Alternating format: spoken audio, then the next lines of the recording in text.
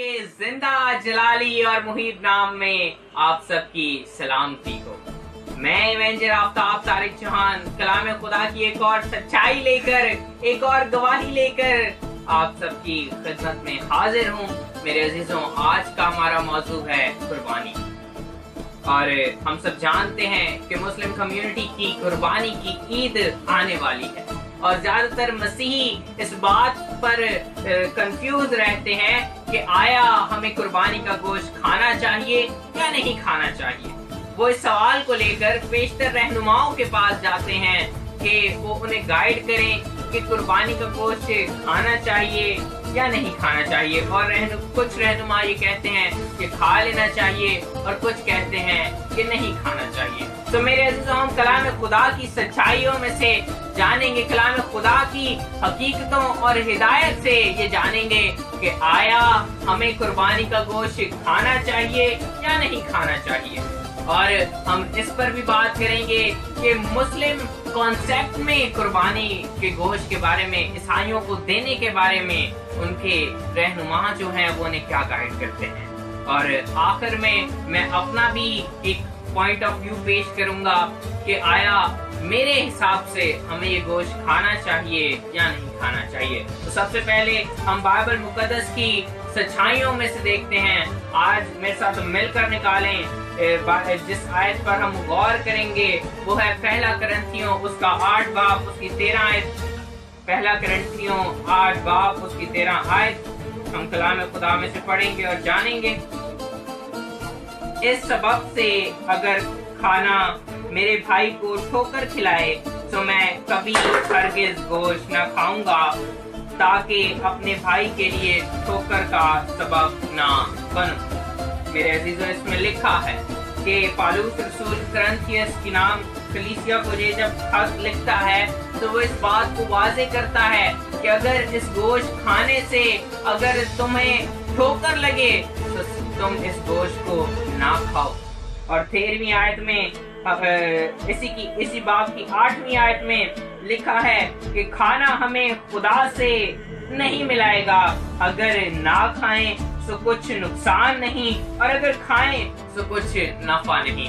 अब आप में से बहुत सारे लोग ये सोच रहे होंगे कि अगर ना खाएं तो कुछ नुकसान नहीं और अगर खा लें तो कुछ नफा नहीं। तो इसका मतलब है कि ये हम पर है कि हम खाएं या ना खाएं। लेकिन मेरे अजीजों, आज की दूसरी तिलावत में हम ये जानेंगे कि सख्ती से मना किया गया है कुर्बानी के गोश्त को खाने से। तो आज की दूसरी तिलावत भी मेरे साथ मिलकर निकाले। बाइबल मुकद्दस जो हमारी राह के लिए रोशनी और चिराग है, हमारी जिंदगी के हर पहलू के लिए, उसमें जो है वो हमारी रहनुमाई गई है।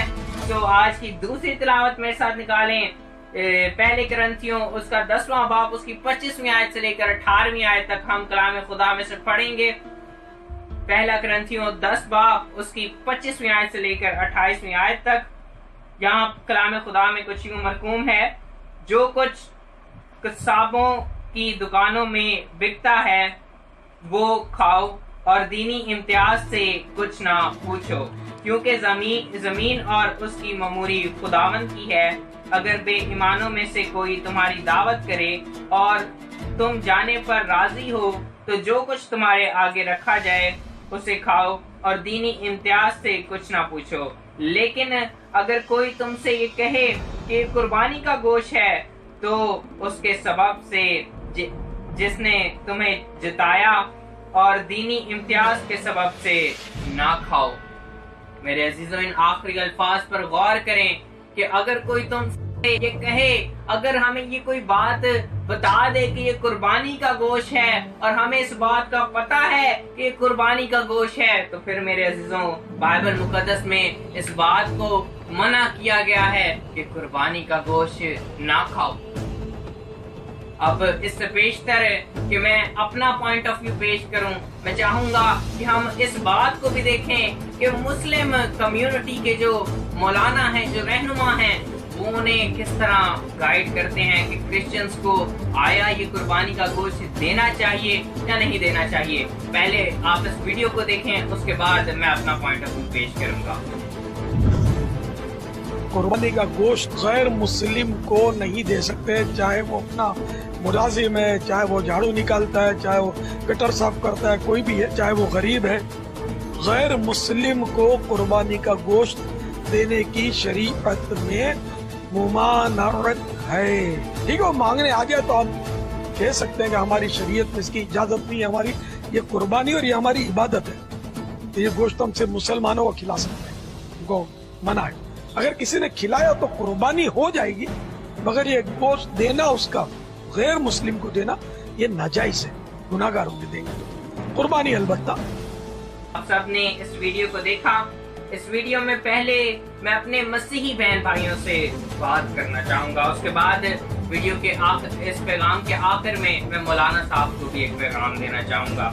सबसे पहले मैं अपने मसीही बहन भाइयों के साथ, पहली बात, अगर आप इन तीनों पॉइंट से मेरे साथ एग्री करते होंगे तो आप आज के बाद नहीं खाएंगे। पहली बात कि बाइबल मुकद्दस के मुताबिक ये जो कुर्बानी है ये इब्राहिम ने इसहाक की कुर्बानी की थी, यानी कि इब्राहिम इसहाक को लेकर कुर्बानी करने के लिए गया था। लेकिन मेरे अजीजों, मुसलमान कम्युनिटी में जो जिस कुर्बानी को मानते हैं वो हजरत इस्माइल की कुर्बानी है।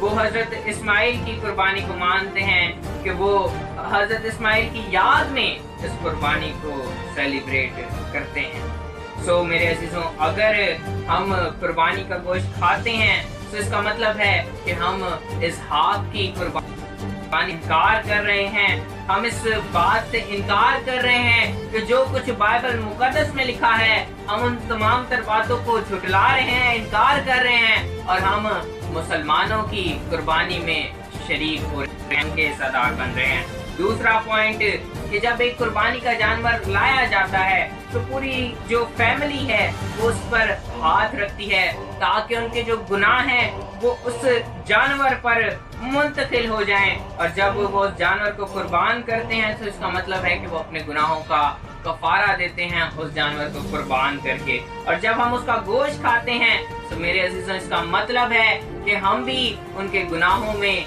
शरीक हो रहे हैं। इसका मतलब है कि हम उनके गुनाहों में हिस्सादार बन रहे हैं। और तीसरा और सबसे अहम पॉइंट जिस पर मैं चाहूंगा आप सब मेरे से इत्तेफाक भी करेंगे कि जब हमारे यीशु अल मसीह ने हमारे लिए, हमारे गुनाहों के लिए कुर्बानी दी है, तो मेरे अजीजों फिर हमें किसी और कुर्बानी में शरीक होने की जरूरत नहीं।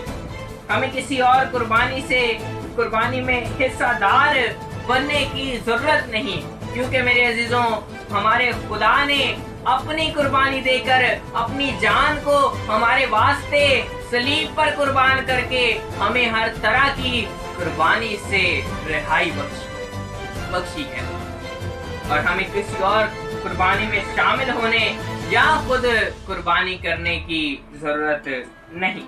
अगर आप मेरे इन 3 पॉइंट से एग्री करते हैं तो मेरा ईमान आज के बाद कुर्बानी के गोश्त को